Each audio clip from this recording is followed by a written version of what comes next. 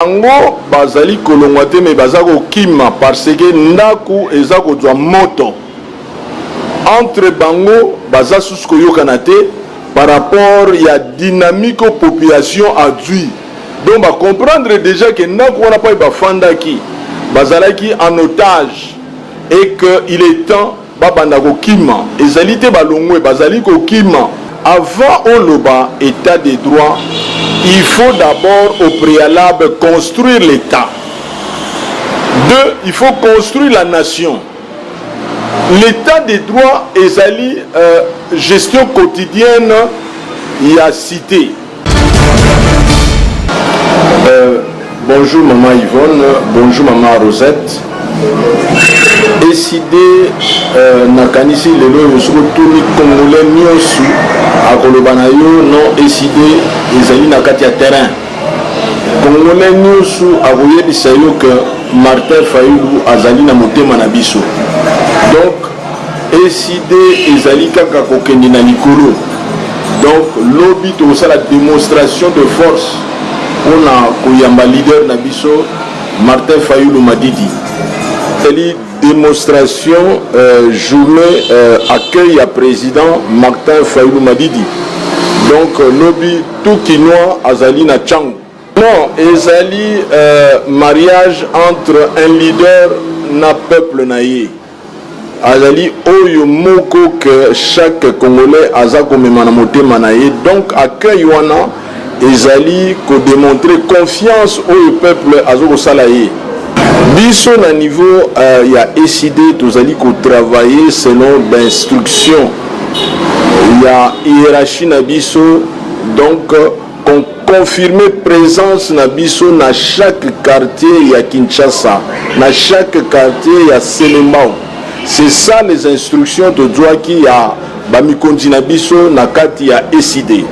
Donc lelo oyo ezali tout à fait normal l'obito témoigner mariage na biso na leader na biso. Donc ECD zoko continuer ko keneka ka liboso. Combat ya ECD c'est mettre fin na république ya bakor. Il y a eu des accords contre nature entre FCC et Cash. Il y a des accords contre nature na kati ya Cash. Donc les population aza komona que mariage wana ezali contre nature ezali sincérité du côté Cash moko aza na prison du côté FCC Cash bino news population azomona ke ba bloquer l'état les institutions sont bloquées et komi zandu population aza koyeba susute qui dirige quoi. Donc biso depuis décembre le président Martin Fayulu a dit que les institutions sont bloquées. Donc, il a proposé ce que nous appelons le plan de sortie de crise.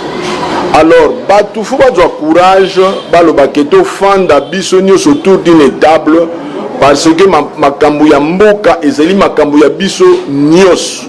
Donc, c'est tout à fait normal en tant que leader à l'hôpital que Liboso, mais pour que Liboso mettons-nous autour d'une table où il y a un plan de sortie de crise. Zali pour l'intérêt national parce que ce que cacophonie oyo ezali na parlement, cacophonie oyo ezali na gouvernement.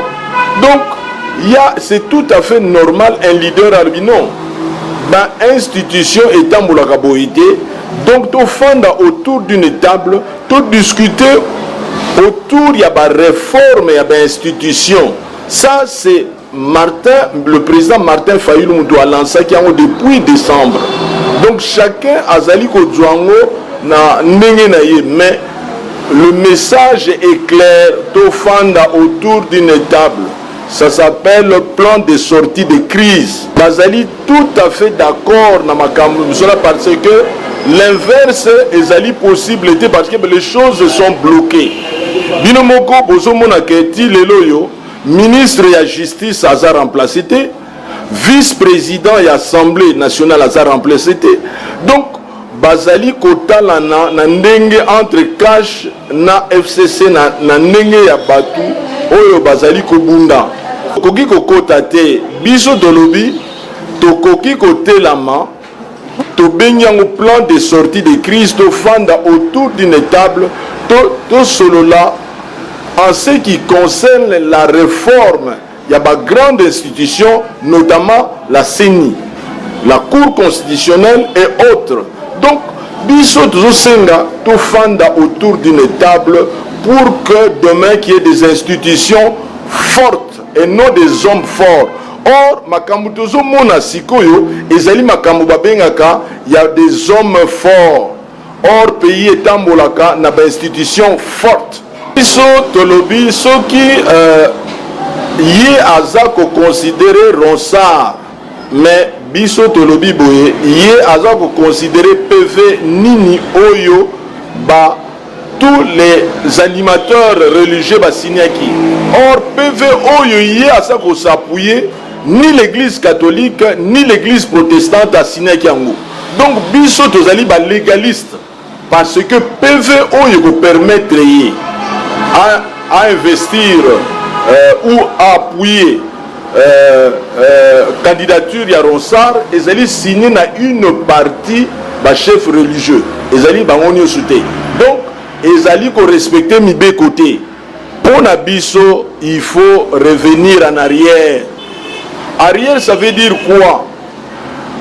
La CENI doit déposer son rapport. Toyokaki ke a déposé un rapport wana na Assemblée nationale na Sénat et ce rapport doit faire l'objet d'un débat public et dans le rapport wana et le biboé il faut qu'il y ait publication bureau par bureau. Donc rapport wana il faut payer ça bas détail. C'est sur base ya rapport wana tokomona que soki ba animateur ya CENI basalaka musala bien to basalaki musala bien té. Donc biso tozali ba légaliste. Donc nous disons est-ce que rapport ya CENI ezalaki déposé na Assemblée nationale et na Sénat? Est-ce que rapport wana ezalaki l'objet ya débat public? Maloba nyonso tozoloba biso tozali on s'en tient à la constitution et à la loi électorale. Ezali biso te ezali mibeko ya mboka mutu elobi yango. La vérité des urnes ezali la constitution et la loi électorale. Donc publié bureau par bureau. Donc ezali patrimoine ya nation ya peuple congolais la vérité des urnes. Ba génération de génération ba koloba est-ce que constitution est le bakinini? Est-ce que la loi électorale est le bakinini? Donc c'est ça la vérité des urnes. Donc il faut que le rapport wana et contenir des détails bureau par bureau. Ce qui te zongi Nassima pour la journée de génocide, ils ont des problèmes de mémoire. Un peuple qui a perdu 6 millions des hommes et des femmes. Au moment où nous parlons, ceux qui na est, dans toutes les frontières, au moins 7 frontières armées étrangères à Zalina Mabele Nabiso. Bande Kunabiso, Bazako Koufa chaque jour, mais le gouvernement central a sali comme si Azoko Yoka Yangote. Le génocide, c'est une réalité na Congo Awa, nous sommes victimes d'un grand complot. Donc, ça veut dire que tout un peuple, tout élama, toyeba makambwango, pourquoi bande Kunabiso, Bazako continue Kokufa. Donc, quand nous appelons la journée des génocides, c'est un travail de mémoire pour que de génération en génération au Bagoya Sima bayeba que bande Kunabiso bazaki ko kufa sur base ya complot ba pays frontaliers notamment le Rwanda. Donc le génocide ezali réalité, donc flambeau wana eko kufa lisusu te moto wana eko kufa te. Et le 2 août il y a chaque année vous avez génocide de journée de génocide de génération en génération. Ezali likambo lisusu il y a SIDT, ezali il y a likambo, il y a tout un peuple qui au landaki presse tant à l'étranger, à l'intérieur du pays et sur place, hein, il y a eu des signes forts que les Congolais bakobosa na lisusu journée wana te. Donc oyo batu baza koloba ezali makele la wenze, mais oyo elekaki les Congolais ont démontré que tokozala toujours en souvenir ya bandeko na biso oyo baza kokufa na est. C'est ça la réalité, il y a journée de génocide. Bango bazali kolongwa te mais baza kokima parce que ndaku eza kozwa moto entre bango baza susu koyokana te par rapport ya dynamique population adui. Donc ba comprendre déjà que ndaku wana pa bafandaki bazalaki en otage et que il est temps babanda kokima ezali te balongwe bazali kokima parce que bakendaki kuna pour un intérêt. Mais bamoni que dynamique population aza kozwa à travers ba marche oyo esalamaki mikolo oyo bango moko ba comprendre que ndaku wana ya FCC ebandi kozwa moto.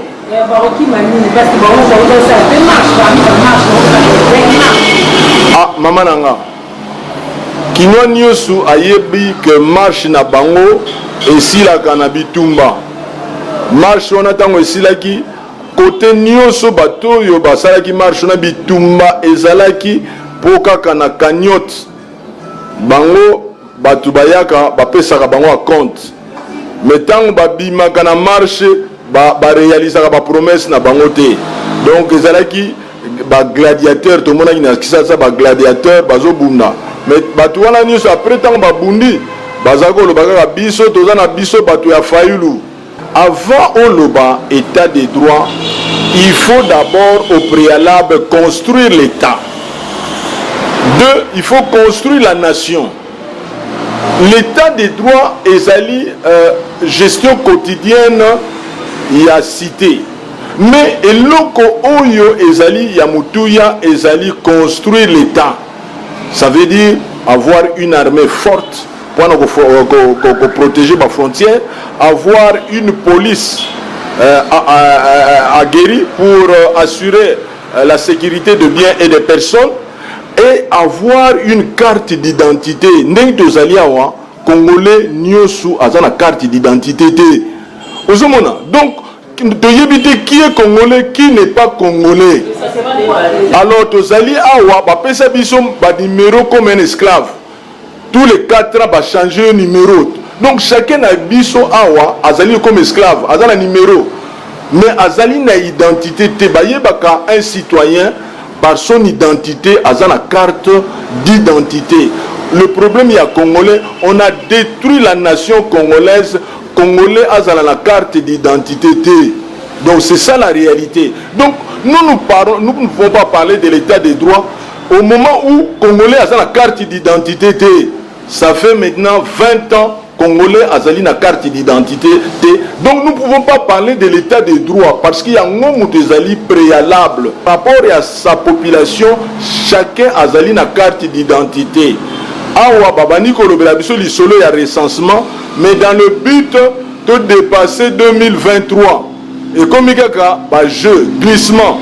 Or, tozali na 2 ans, ceux qui te fandi, te bundi makasi, tu as le recensement et chaque Congolais a une carte d'identité et nous allons construire la nation congolaise. C'est ça le préalable et non l'état de droit. Banjur wana oyo toyokaki wana ezali nature na bango bango nyonso côté wana. Musa ezali éducation na bango. Ezali style de vie na bango. Donc makambo yo mutu asalaka elakisaka pa ye auti.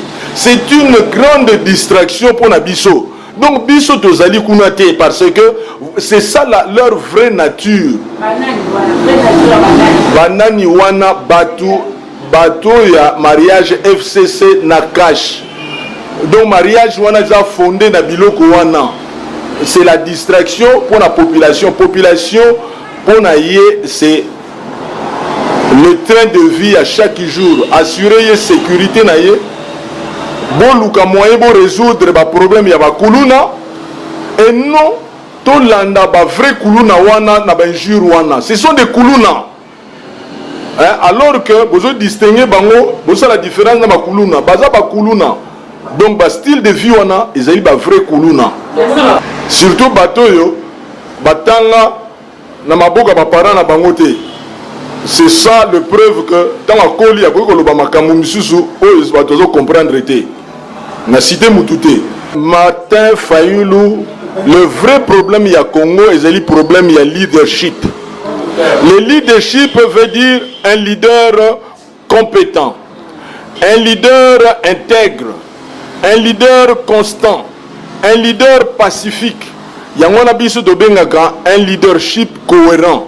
Donc le Congo n'a qu'un seul problème, c'est un problème de leadership. Donc au Leloyo, la plupart des gens, animés par institution, ce sont des gens improvisés. Mais Martin Fayulu, il a été préparé depuis carrière na News. Donc, tous on a besoin, le Congo a besoin de modèles. Martin Fayulu, c'est un modèle. Où il a connaître carrière, il y a méritocratie. Et carrière où il a témoigné par le pragmatisme. Donc, le Congo a besoin d'un leadership fort et cohérent. Et non répressif et non prédateur. Donc voilà, nous avons besoin d'un autre type de leadership. Non prédateur, non répressif, compétent. C'est ce que nous appelons un leadership cohérent. Wana oyo bomema na motema na bino komo na ezali moko Martin Fayulu Madidi.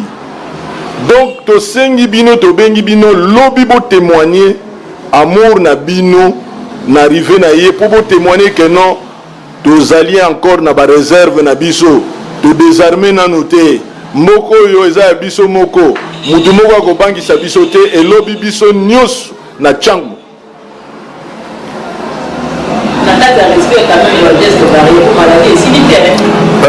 biso babengaka biso parti na biso za engagement pour la citoyenneté et le développement. Par rapport à ça, en tant que citoyen, de lobby que lobby to respecter tout ce qui nous garantit que maladie oyo est si là, notamment port ya masque, distanciation et enfin mutu nyosu faut azala na respect na mutu nyosu za pembe na ye. Donc to bengi population to se respecter par rapport que faut maladie wana et zonga sima. Élément où il y a une organisation, chacun il y a membre à porter cotisation na ye pour que te louer ba moyen de transport te rejoindre bandeko na biso na changu. Donc ezalité que mongo et bima quelque part biso moko tozo cotiser o ya pesi 100 francs 1000 francs o ya pesi 2000 francs lobby tozali kuna na chango pour na ko témoigner affection na biso na leader na biso Martin Fayulu Madidi. Après ça sikoyo biso ndenge na bureau oyo tozali na kati ya Selebambu na avenue Kinzazi 65 arrêt Masuba. Arrêt oyo so na Selema où il y a une organisation chacun il y a membre à porter cotisation na ye pour que te louer ba moyen de transport te rejoindre bandeko na biso na changu.